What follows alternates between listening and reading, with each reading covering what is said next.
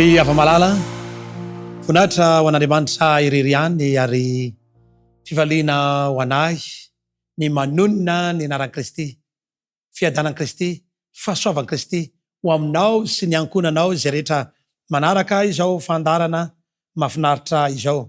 N'Andriamanitra irery ihany ny voninahitra ary ho anao sy ny ankonanao kosa fahasoavana sy fitahiana manambiampy avy amin'izany tompo sy mpamonjy ny tenantsika izany. No hevitra lehibe amin'ity androany ity indray ny andro faharoa dia ny hoe fanantenana mahafinaritra. Ry afa-malala, betsaka ny toe-javatra izay mety efa nitranga teo amin'ny fiainanao. Nanantena zavatra ianao kanefa tsy nisy izany. Niandry ianao tsy tanteraka izany ary nisy toe-javatra tsy nahafinaritra taminao satria nandiso fanantenananao ny zavatra rehetra. Androany dia hiresaka mahakasika amin'ny fanantenana isika. Dia ny fanantenana mahafinaritra, fanantenana izay tsy mandiso, na oviana ary mbola tsy diso satria Kristy ilay mbola tsy diso ny manoloana atsika amin'ny alalan'ny teniny izay miresaka ny amin'izany fanantenana mahafinaritra izany. Fikasan'Andriamanitra mantsy ny amerina amin'ny laoniny indray ity planeta tany izay nisy antsika ity, rehefa norombahan'ny devoly, nopotehany Satana ary simba, dia tapa-kevitr'Andriamanitra fa amerina amin'ny laoniny indray. Mampalahelo ny trangan-javatra fa raha namboatra ny tany izay rehetra ho aminy Andriamanitra dia hoy Kristy manao hoe indro tsara indrindra izany, kanefa dia rava, potika, fototra teo am-pelantanana Damaseva ilay fahatsarana izay nomen'Andriamanitra. Ankehitriny nefa dia tapa-kevitr'Andriamanitra amerina izany.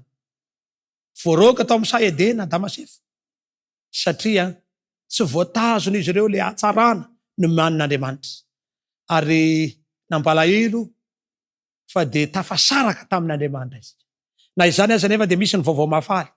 Voalaza ny soratra masina ao amin'ny filazantsara ny Jaona 1. Haitsika rehetra tsenjery ny 9:1 manao hoe fa toy izao no nitiavan'Andriamanitra izao tontolo izao, nomeny ny zanany lahy tokana mba tsy ho very izay rehetra mino azy, fanana ny fiainana mandrakizay. Ary maty Kristy teo amin'ny hazo fijaliana mba hamonjena antsika tsirairay avy.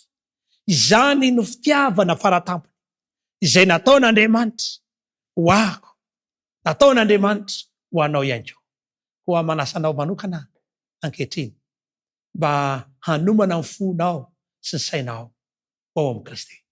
Anina moa raha hiara hivavaka isika mba ahazoantsika mametraka eo am-pelantanan'Andriamanitra indray izao fandarana manokana izao, hivavaka isika. Jehovah Ray Masinao,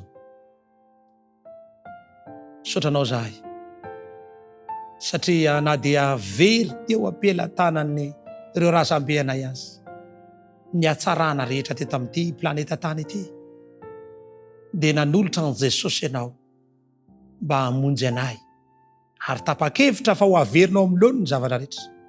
Ka taio izao fotoana iarahana eto izao, mombanay ianao Tompo, mitenena aminay ary ampifantaro anay ny hevitry ny teninao ary toetra ao am-ponay izany anaran'i Jesosy.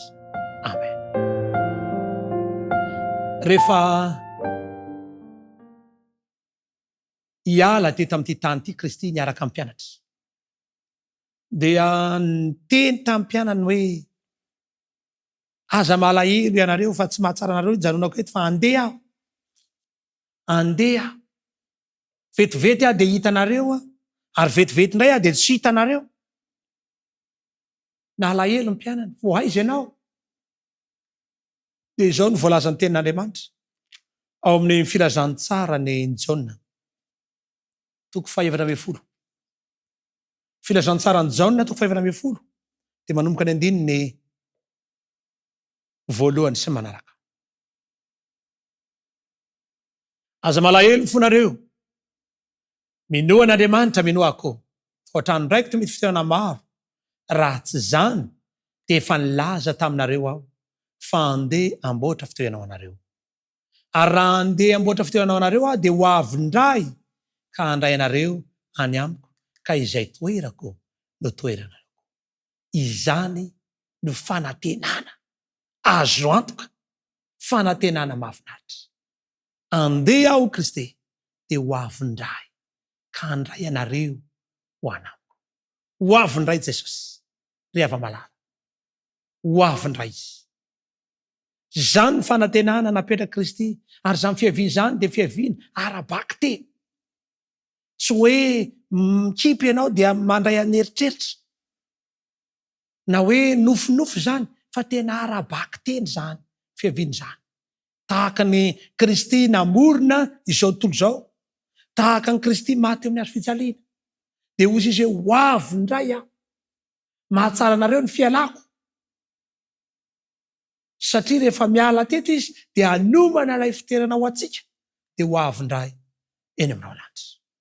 Ary ny tenany mihitsy no ho avy amin'izany hoe ho avy indray izany. Hoy ny tenin'Andriamanitra ao amin'ny Isaia Asan'ny Apôstôly Asafady, Asan'ny Apôstôly 1:1-20. Dia ozy ny tenin'Andriamanitra ao anatin'izany teny izany: iny Jesosy izay nampiakarina niala aminareo iny dia mbola ho avy indray tahaka ny nahitana azy niakatra any an-danitra. Variana mpianatra, rehefa tonga teo amin'ny tendrombohitra izay andaozany amin'ny mpianatra Kristy dia niakatra nakany an-danitra izy. Variana teo mpianatra nitazana azy niakatra. Dia nisy anjely teny amin'ny raona izay niteny tamin'ireto mpianatra reto hoe: ry lehilahy Galiliana, nahoana ny variana miandrandra mijerinanitra ianareo? Fa iny Kristy izay nakarina iny dia mbola ho avy tahaka ny nahitanareo azy. Ny anjely dia resy lahatra fa mbola ho avy Kristy. Kristy moa dia efa niteny ho avy indray aho. Ary eto dia tahaka ny nahitana azy niakatra any an-danitra no hiaviana indray. Ary zany fiaviana zany dia hitany maso rehetra. Hoy ny tenin'Andriamanitra Apokalipsy 2:7: indro izy avy amin'ny raona ary ny maso rehetra dia ahita azy. Ahita izany fiaviany Kristy izany. Ny mason'olombelona rehetra izay manamaso rehetra, ny masoko, ny masonao, izay rehetra manamaso dia afaka ahita izany fiaviany Kristy izany. Hoy ny tenin'Andriamanitra: enina dia nandefina azy azy. Aiza moa ireo nandefina an'i Kristy? Efa maty. Kanefa dia mbola afaka ahita izany fiaviany Kristy izany rehefa ho avy izy. Hoy ny voalazan'ny tenin'Andriamanitra ao Mateo 4:30: ary amin'izany andro izany dia iseho eo amin'ny lanitra ny famantarany amin'ny zanak'olona, ka dia hitomany ny firenena rehetra ambony tany. Ary ahita ny zanak'olona amin'ny kely sy voninahitra lehibe amin'ny raony lanitra izy. Hahita ny zanak'olona, ny olombelona rehetra, ny maso rehetra, na tia azy na tsy tia azy, na nanaiky azy ianao na tsy nanaiky azy ianao, dia ahita azy. Fa ny mampalahelo dia misy ny hitomany diso fanantenana, fa misy kosa ny faly, satria tonga lay ny vonjena, tonga lay namonjy, izay nandrazana, ary voavonjy izy, voavonjy ny ankonany. Izany fiaviany Kristy amin'ny rao lanitra zany dia hoen'ny maso reny sofina, izay olombelona mahana sofina dia andre ny maso mahita. Hoy ny tenin'Andriamanitra: dia isy elatra sy feo kotrokorana, ary isy horotany mafy izay tsy mbola nisy toy izany. Apokalipsy 1:20: ary ny nosy rehetra dia mandositra, ary ny tendrombohitra tsy hitaintso. Fiaviany Kristy amin'ny rao lanitra dia ho hitany maso, ho reny sofina. Fa ny tenany tompo no hitany avy an-danitra amin'ny fiantsoana sy ny feon'ny arkanjely ary ny trompetran'Andriamanitra, ka izay maty ao amin'ny Kristy no hitsangana aloha. Tesaloniana 2:9-20. Ho avy indray Kristy, ary arahana trompetra, ny maty atsangana, ary ny velona hovaina ao anatin'ny raim-pimaso. Izany fiavian'ny kristiana amin'ireo lanitra zany no anisany fotoana lehibe izay iona ny voavonjy rehetra, izay velona dia hovaina ao anatin'ny raim-pimaso, akarina eny amin'ireo lanitra hitsenan'ny tompo. Ireo maty dia atsangana tsy ho lotsony ary hitsenan'ny tompo eny amin'ireo lanitra. Fionam-be rendez-vous ny voavonjy eny amin'ireo lanitra. Ary tsy ho ela izany fotoana izany rehefa malala, tsy ho ela izany. Ianao izay miaino sy manaraka izao fandarana izao dia tokony ho iona amin'ny Kristy eny amin'ireo lanitra. Eny ny rendez-vous ionantsika amin'ny Kristy. Amboary ny fotoana, amboary ny fonao, amboary ny sainao, teny izao mba ho vonina tsenan'ny tompo eny amin'ireo lanitra. Fa fotoana tokony hiomanantsika ho amin'izany. Ary ny tenin'Andriamanitra no anisan'ny tokony fikirantsika lalina, satria izany no tokony atao. Izany no tokony ho heveritsika. 2:10 Tesaloniana 2:4. Ary rehefa afaka izany dia isika izay velona ka mbola mitoetra no akarina hiaraka aminy eny amin'iraona dia hitsenan'ny tompo any amin'ny habakabaka dia ho any amin'ny tompo mandrakariva isika. Jereo any le toe-javatra makasara isaintsika. Rehefa ho avy kristiany amin'ireo lanitra dia ny maty dia atsangana tsy ho lotso. Dia rehefa vita izay le maty eto zany, tsy izay rehetra maty, fa hozy ny tenin'Andriamanitra hoe ny maty ao amin'ny Kristy.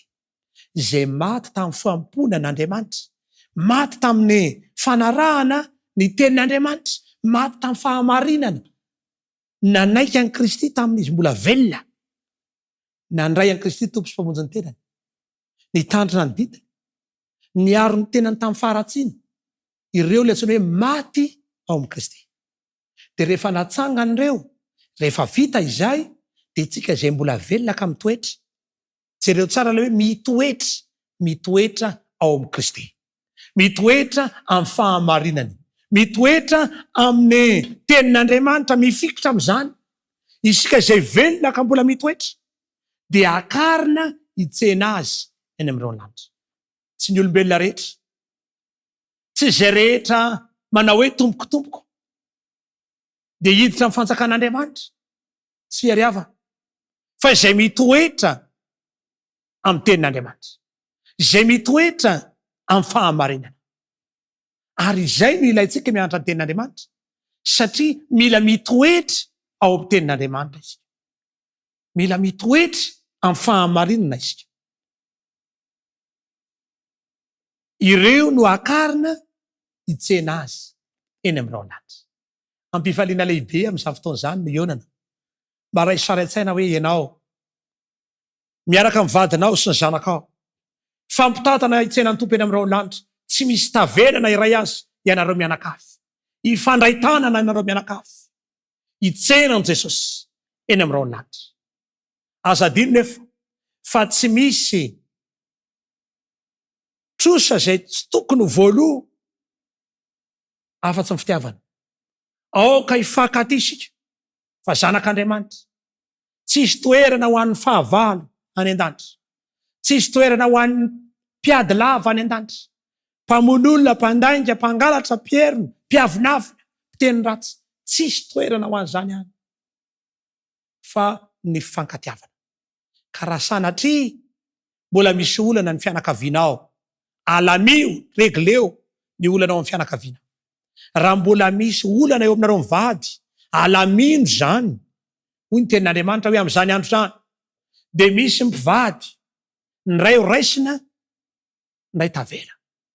Sanatria mivava ve, mba niara mivavaka ihany nareo mivady, ny anankiray ny raisina, ny anankiray tavela. Dia izy aminareo mivady no tavela.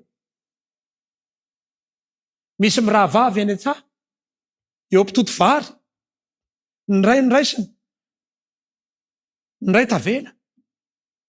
Misy olona mety ny ray miaraka fiara atao anaty tomobila, miaraka avetsy averoa mpinamana tsy mifankafohy, ny ray ny raisina, ny ray tavela. Aoka tsy misy zavatra tsy ho voaloha, izany hoe tokony ho reglena izay tokony ho reglena ny olana rehetra dia tokony halamina. Aoka hifankaty isika ry malala, aoka ifankatytsika satria zanak'Andriamanitra isika. Tsy tokony mifandrafy, tsy tokony mifanenjika. Satria ny tanjo an'Andriamanitra dia ny fianakaviana rehetra dia ho voavonjy avokoa. Tokantrano tsirairay avy dia ho voavonjy rehefa ho avy ny tompo. Korintiana voalohany 10 dia iny andininy 2:20 sy ny 3:20 dia hoy ny tenin'Andriamanitra. Fa vetivety toy ny indray-pimaso rehefa maneno trompetra farany dia ho vaina isika rehetra. Fa ho tsofina ny trompetra ary maty atsangana tsy oloha intsony ary isika ho vaina. Fifaliana lehibe ane zany rehefa malala. Ao anatin'ny fotoana fohy rehefa ho avy Kristy eny amin'irao lanitra, ny maty atsangana tsy oloha intsony. Fa isika ho vaina ao anatin'ny ray-pimaso. Ho vaina tsy mety loha intsony. Satria ty tenantsika mety loha ty tsy afaka hitafiny tsy fahalovana. Dia ho vaina zany. Tsy hoe rehefa ho avy Kristy zany dia eo ianao ho vaina tsy manota intsony, tsy manao ratsy. Tsy izay le izy. Fa ho vaina tsy mety loha intsony. Fa ity mety loha ity dia tsy maintsy hitafiny tsy fahalovana. Ary ity mety maty dia tsy maintsy hitafiny tsy fahafatesana. Amboarin'Andriamanitra izany tsika. Velomatreo ny fahafatesana. Velomatreo ny tahotra, ny orooro, ny alahelo. Tesaloniana 2:1, ny 9:7. Ny mampalahelo. Ireo izay tsy manaiky an'Andriamanitra dia izao ny zavatra mitranga. Tsy manaiky ny filazantsara dia izao ny zavatra miandry azy. Tesaloniana 2:1, ny 9:7 sy ny 8. Ary amin'ny afo midedadeda no amalian'Andriamanitra izay tsy manaiky ny filazantsara an'ny Jesosy tompontsika. Amin'ny afo midedadeda ny amalian'Andriamanitra izay tsy manaiky ny filazantsara. Toriana amin'ny fahamarinana. Tsy mety izy. Lazainy aminy soratra masina henony fotsiny, imemezany fotsiny. Dia hozy ny tenin'Andriamanitra. Amin'ny afo midedadeda no amalian'Andriamanitra izay tsy manaiky azy. Zao ny fotoana tokony ararotsika anekena an'Andriamanitra ho tompo mpamonjy ny tenantsika. Inona ny mbola mahavarina anao ankehitriny? Inona ny mbola mahasondrina anao? So dia variana mihinana sy misotro mifaly, avetsavero ianao. Fa manokana ny tenanao an'Andriamanitra. Indro Andriamanitsika izay nandrasantsika dia hamonjy atsika hoy ny Isaia 10:7. Isaia 10:7. Indro ny Andriamanitsika izay nandrasantsika hamonjy atsika. Ho an'ny olona niandry ny fiavian'i Kristy. Ho anao raha vonona ianao miandry ny fiavian'i Kristy, manamboatra ny fiainanao hifanaraka amin'izany. Tsy ho ela dia ho avy Jesosy rehefa malala. Hampifanarao amin'izany ny fiainanao, toetranao, ny fiteninao, mandehana mivavaka, manatona an'Andriamanitra. Fa ny programa an'Andriamanitra dia hamonjy ianao. Anangana amin'ny maty, raha sanatria maty ianao. Ny havanao be dia be mifahoriana ankehitriny. Avetsavero betsaka. Aza malahelo an'izany. Aza mijanona amin'ny alahelo ao ianao dia marary fo ao, dia kivy, dia ketraka. Hoy Kristy aza malahelo ny fonareo. Raro ny ramitomany tsy malahelo tsika aloha, normal zany satria olombelona. Fa ny diso fanantenana eo hatramin'ny farany tsisy fanantenana intsony tsy mety. Fa ho avy fotoana ananganan'Andriamanitra ireny namantsika, ray aman-dreny, zanaka, havana, vady, izay efa nelo lalana nodimany ireny. Ho atsangany Kristy ary fifaliana lehibe nionana amin'izany fotoana izany. Satria tafahoana ireo voavonjy. Tafahoana indray ireo tsy nionana ireo fotoana ela. Ambonahatra ny fiavian'i Kristy amin'irao ny lanitra. Mateo 4:30. Ary ahitany zanak'olona amin'ny hery sy ny voninahitra lehibe amin'iraona izy. Amin'ny voninahitra ny ionana amin'ny Kristy. Ary anetriketrika izany fionana amin'ny Kristy izany. Satria tahaka ny elatra avy any antsinanana, mipakatra any andrefana, dia tahaka izany ny fiavian'ny zanak'olona. Mateo 4:7. Tena makotrokotroka mihitsy. Tsisy olombelona izay tsy ahita izany. Ary azo antoka tanteraka ny fiavian'i Kristy. Satria tenin'Andriamanitra dia milaza amintsika fa ho avy Jesosy. Izy mihitsy no efa nilaza an'izany. toko faharoa ny 110 dia hoy ny ten'Andriamanitra, miandry ny fanantenana mahafinaritra sy ny fisehoan'ny voninahitr'Andriamanitra lehibe sady mpamonjy atsika te Jesosy Kristy. Dia ava malala, aza malahelo fonareo Kristy ho avy indray Kristy. Fa ny fanontaniana mipetraka dia ny hoe miandry izany fanantenana mahafinaritra izany. Tena miandry venao, vonina venao izay hisehoany voninahitr'Andriamanitra Kristy seho eny amin'irao lanitra indray Jesosy. Ho avy indray Kristy. Raha malahelo ianao ankehitriny, raha ketraka ianao amin'izao fotoana izao, raha diso fanantenana ianao amin'izao fotoana izao, malahelo mitanondrika ianao, mitomany no fisarahana mantany satria nandiso fanantenana anao ny zavatra rehetra. Dia ava malala, hoy Kristy ao amin'ny Jaona 1:20, 2:20. Jaona 1:20, 2:20 dia hoy ny ten'Andriamanitra.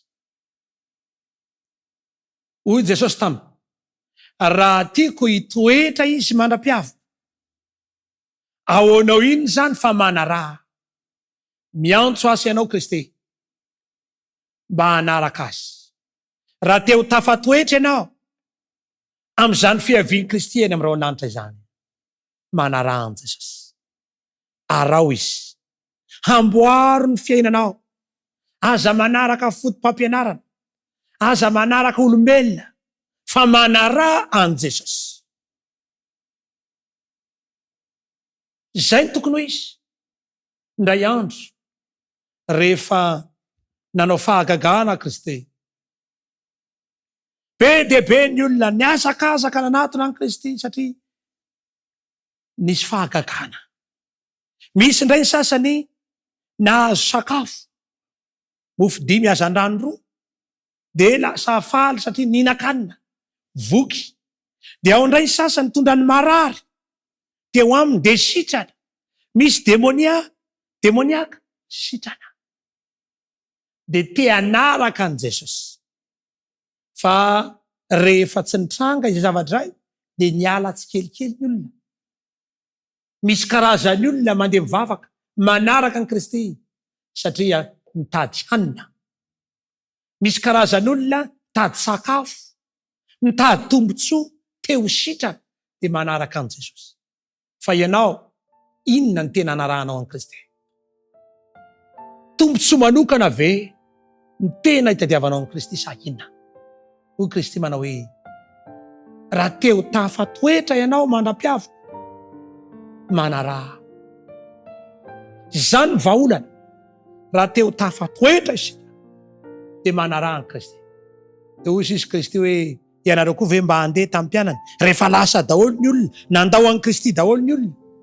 Dia hoy sisy Kristy, nareo ve mba handeha? Dia hoy sy mpianatra manao hoe, andeha ho any amin'iza moa izahay? Rehefa malala, manaraha an Kristy. Ny lehilahy anankiray izay nararina amin'ny fotoana maro, dia hoy izy, anaraka anao naiza alianao. Fa napahakevitra ny olona ny ovafo, tapakevitra fa hanaraka an Jesosy. Feno fahoriana, fijaliana ny fiainany, ary demoniaka le lehilahy. Tsy nahitana vahaolana intsony fa rehefa nahitany Kristy izy dia niazakazaka nanatona an Kristy. Sitrana izy, fa niteny tamin'i Kristy hoe, anaraka anao aho, naiza alianao. Mety ianao koa lay feno fahotana, feno faratsina. Dia ava malala, afaka mandray anao Jesosy, ary misafidiana anaraka azy. Atenao mba anaraka an Kristy, manasa anao aho, iara ivavaka amiko. Raha sitrakao ny hitsangana dia tsara indrindra izany. Raha afaka mitsangana ianao dia mitsangana, fa ivavaka manokana ho anao aho. Ivavaka isika. Ray masinao misaotra anao zahay, fa ny vahaolana tsara indrindra amin'ny anarahana anao sy tsenanao eny amin'irao ny lanitra dia tsy misy afa-tsy hoe mifikitra aminao rery any.